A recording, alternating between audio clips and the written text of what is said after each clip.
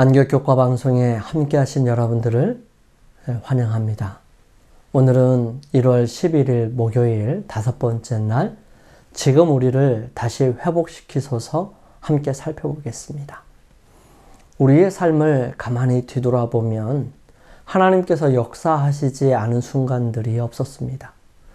그런데도 불구하고 우리에게 어려운 상황이나 힘든 일이 닥치게 되면 우리는 은혜에 과거에 역사하신 하나님을 잊어버리고 지금 당면한 고통과 아픔 속에서 허덕이게 될 때가 많죠.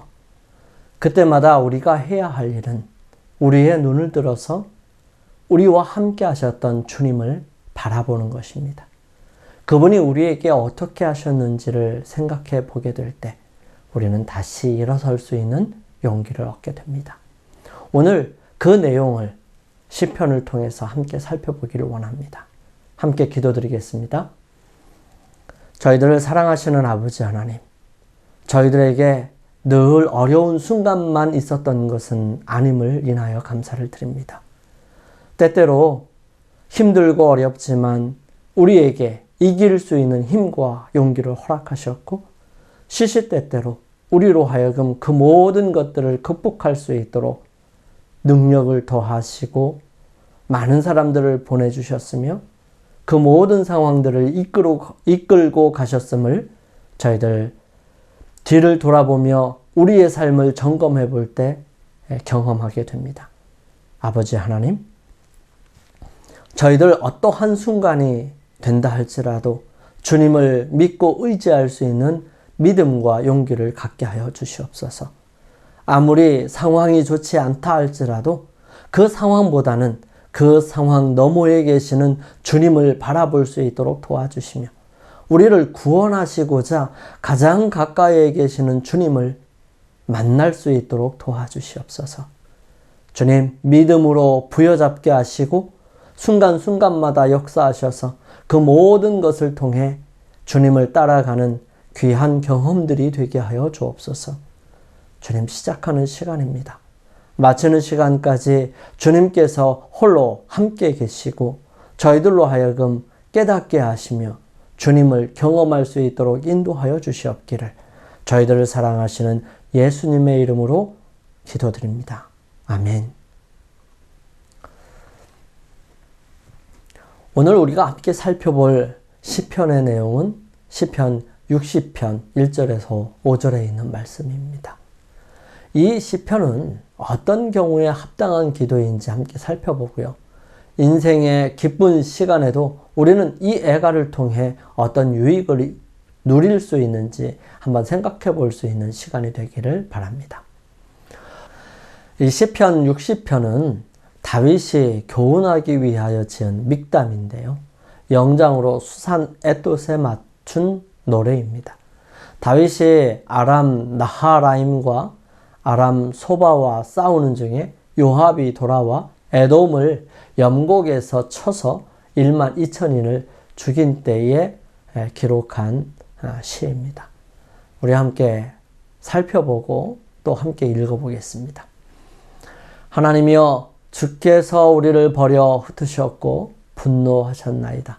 지금은 우리를 회복시키소서.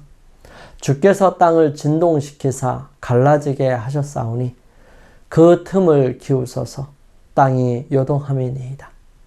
주께서 주의 백성에게 어려움을 보이시고 비척거리게 하는 포도주로 우리에게 마시우셨나이다.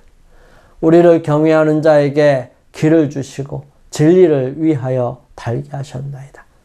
주의 사랑하시는 자를 건지시기 위하여 우리에게 응답하사 오른손으로 구원하소서. 이 믹담은 히브리어의 믹담을 그대로 음역한 것인데요. 6개의 시편에 나타납니다. 시편 16편, 56편에서 60편 그 내용인데요. 그 의미에 대해서는 알려져 있지 않습니다. 어떤 학자는 덮다라는 의미를 가진 아카드어 카타무에서 기원됐다고 설명하고요. 속죄의 시편, 곧 죄를 덮는 일에 관계된 시편을 지칭하기 위하여 사용되었다고 추측할 수 있습니다. 이 단어는 아마 음악적인 명칭일 것입니다. 55개의 시편은 영장으로 한 노래라는 제목이 붙어 있는데요. 이것은 히브리어의 람나 세아크입니다. 공동번역 성경은 지휘자를 따라 부르는 노래라고 번역했고요. 이 선곡들은 찬양대 감독자에게 헌정되었거나 맡겨진 것 같습니다. 하박국 3장 19절에 영장을 위하여 합창대 지휘자를 따라로 번역되었기 때문입니다. 수산 에돛에 맞춘 노래라는 것은 소산님이 문자적으로 백화파인데요. 멜로디의 명칭이거나 중요한 단어일 수 있습니다. 시편 60편에는 수산 에돛, 즉 증거의 백합화가 시편 80편에는 소산님 에돛, 문자적으로 증인의 백합화들이라는 표제로 붙어 있습니다. 아마 이들 구절은 모두 동일하게 잘 알려져 있는 사랑의 곡조를 가리키는 것 같습니다. 백합화는 팔레스타인의 아네모네입니다. 에돛은 어떤 장소의 이름같이 느껴지는 것이죠. 그리고 역사적인 배경을 함께 살펴보겠습니다. 이 내용은 사무엘하 10장과 역대상 19장에 자세히 기록되어 있습니다. 그 내용은 다음과 같습니다. 다윗이 왕위에 오른 지 얼마 되지 않았을 때 암몬의 왕 나하스가 죽었습니다. 사실 다윗이 도망갈 때에 나하스가 다윗을 도와주었었습니다. 그래서 그가 죽은 것에 대한 애도로 사신들을 보냈죠. 이때 암몬의 방백들은 그의 아들 한운에게 말합니다. 암몬 자손의 방백들이 그 주 한운에게 고하되 왕은 다윗이 조객을 보낸 것이 왕의 부친을 공경함인 줄로 여기시나이까?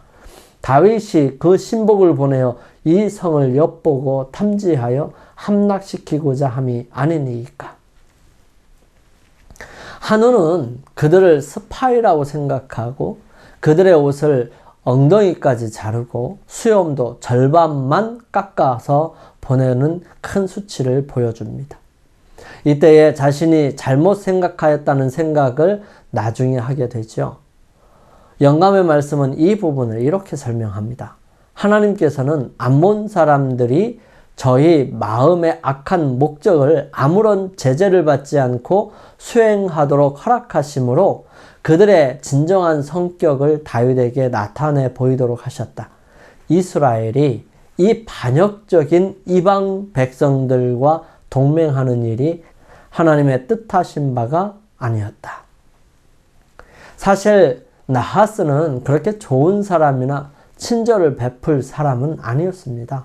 사울이 막 미스바에서 제비 뽑아 왕으로 선출되었고 아직 조직이 잘 되지 않아서 자기 집에서 소를 몰고 오다가 야베스 사람들이 어려움에 처했다는 소식을 듣게 됩니다.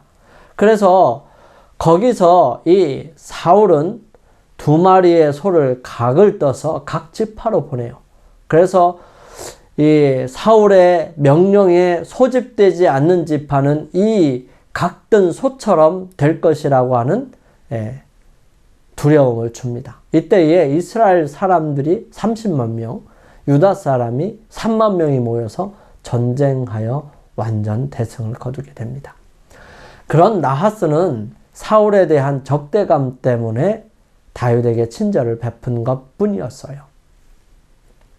왜냐하면 나하스라는 사람은 이 야베스 사람들에게 어떤 일을 했냐 하면 아주 못된 짓을 하려고 했었던 것입니다. 암몬 사람들은 지금도 어떻게 이스라엘의 왕이 그들의 잔인한 계획을 실패하게 하여 저희가 천대하고 불구로 만들었을 백성을 구원한 것을 생생히 기억하고 있었던 것입니다. 이스라엘에 대한 동일한 증오심이 그들을 자극시켰고요. 그들은 다윗이 기별을 보내도록 고취시킨 관대한 정신을 전혀 짐작할 수 없었던 것입니다.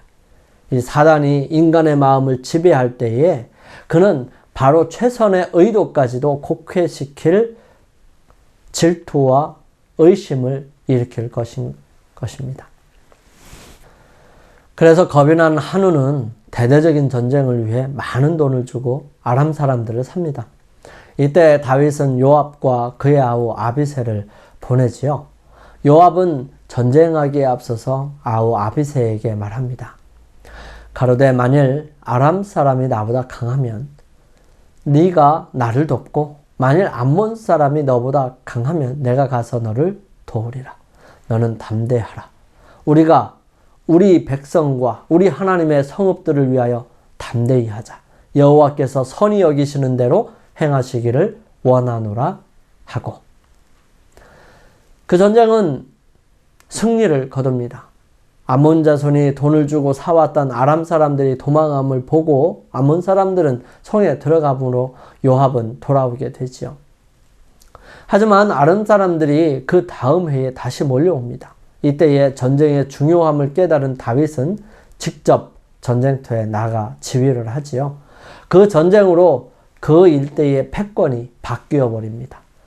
이때에 아람 병거 700성과 마병 4만 명을 죽이고 그 군대 장관 소박을 죽이지요. 그리고는 아람 사람들과 그들에게 속한 속국들의 왕들이 이스라엘과 화친하게 되고 다시는 암몬을 도와주지 않습니다. 그리고 다음 해에 암몬 자손들이 모여와서 전쟁하려 할 때 요압을 보내고 그는 암몬 수도의 랍바를 에워싸고 전쟁을 하게 되죠. 사실 이때 다윗은 밧세바를 범하는 죄를 범하게 되고 그 일로 지울 수 없는 타격을 받게 됩니다. 이 랍바성에서 밧세바의 남편인 우리아가 죽게 되고요. 결국 그 랍바성은 다윗이 와서 차지하게 되고 거기서 금 1달란트나 되는 왕관을 얻어 쓰게 됩니다.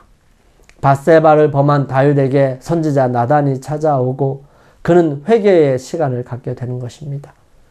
1년의 시간이 지나고 그렇게 태어난 아이는 바로 죽게 되고 다음 해에 솔로몬이 태어나 하나님께로부터 여디디아라는 이름을 받게 되죠.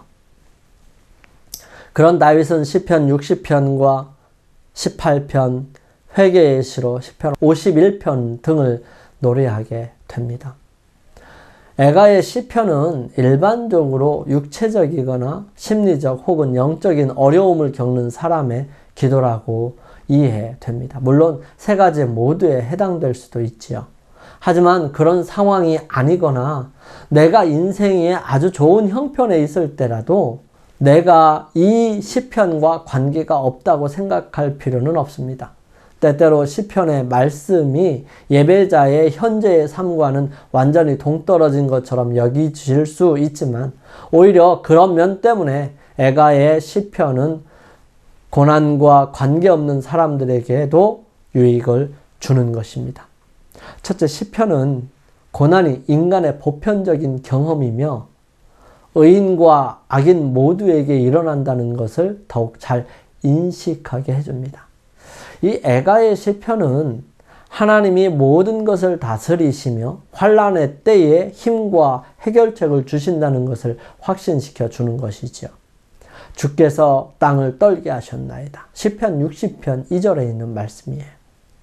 시편 60편에서는 고난 속에서도 하나님의 구원에 대한 궁극적인 소망을 나타내고 있습니다. 둘째, 시편은 고난당한 사람들에 대한 동정심을 가르쳐 줍니다. 하나님께 우리의 행복과 감사를 표현할 때, 특별히 대중 앞에서라면 더욱 우리는 불우한 사람들을 염두에 두어야만 합니다. 지금 나에게 좋은 일이 있을 수 있지만 멀지 않은 곳에 끔찍한 고통을 겪고 있는 사람들이 있다는 것을 모르는 사람이 있을까요? 이 애가의 시편을 기도하는 것은 힘든 시기를 겪고 있는 사람들을 잊지 않는 데 도움이 됩니다. 시편은 우리에게 동정심을 불러일으키고 예수님처럼 고통받는 이들을 섬기려는 열망을 주어야 합니다. 이 세상은 하나의 광대한 환자 수용소입니다. 그러나 그리스도께서는 병자를 고치시고 사탄의 포로들에게 구원을 선포하시려고 오셨습니다. 그는 당신의 치유의 능력을 받으러 오는 모든 사람들을 한 사람도 돌려보내지 않으셨습니다. 예수님께서는 도움을 간청하는 자들이 저희들 스스로가 그 질병을 초래하였음을 아셨지만 저들의 병을 고쳐주시기를 거절하지 않으셨습니다. 그리고 그리스도께서 치유의 능력이 불쌍한 영혼들에게 들어갔을 때에 그들은 자신의 죄를 깨달았고 많은 사람이 저희 육체적인 질병과 함께 영적인 질병도 고침을 받게 됩니다. 복음의 능력은 전혀 달라지지 않았는데 왜 우리는 이와 똑같은 결과를 맛보지 못할까요? 애가는 보편적인 인류의 고난과 기쁨 속에서도 고난 중에 있는 이를 잊지 않게 하므로 예수님처럼 고통 중에 있는 이들을 섬겨야 함을 알려주는 시편입니다. 영감의 교훈입니다. 고난과 겸비를 통해서만 하늘을 얻을 수 있음. 우리의 구속주께서는 말할 수 없는 고난을 통하여 우리의 손이 닿을 수 있는 곳에 구원을 두셨다. 이 세상에서 그분은 존경을 받지 않으시고 사람들에게 알려지지도 않으셨는데 그 이유는 그분의 놀라운 겸손과 굴욕을 통하여 사람을 높이셔서 그분의 궁정에서 하늘의 명예와 불멸의 기쁨을 받도록 하기 위함이었다.